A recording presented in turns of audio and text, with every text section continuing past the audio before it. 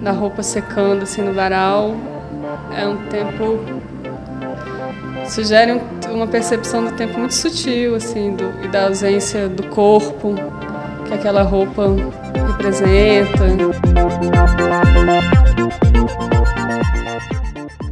Acho que a primeira imagem que surgiu foi a do varal, né?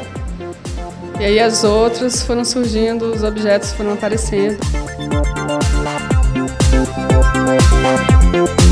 A coisa do ventilador e da TV, assim, a gente pensou porque são dois objetos que têm uma certa vida, né? Eles se movimentam, eles se comunicam.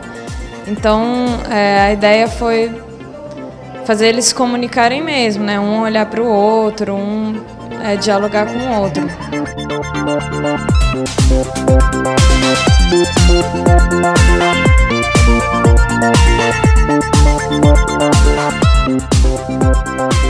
A gente escolheu esses elementos, né? O vento, o varal, o ventilador e a coisa do vídeo, da projeção, e começou a tentar criar diálogos com esses elementos, né?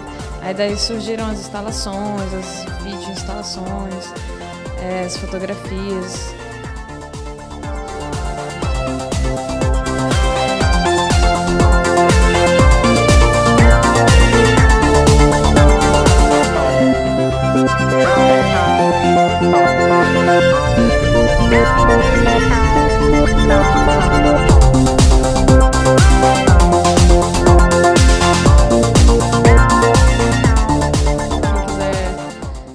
Colaborar, manda um e-mail pra gente com a foto e a gente coloca lá. Então já tem umas 100 fotos de varais em distintos lugares.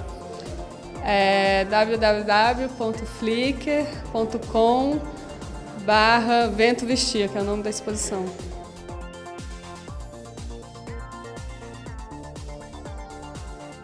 A exposição vale a pena vir ver, ela fica até o dia 4, né, de abril,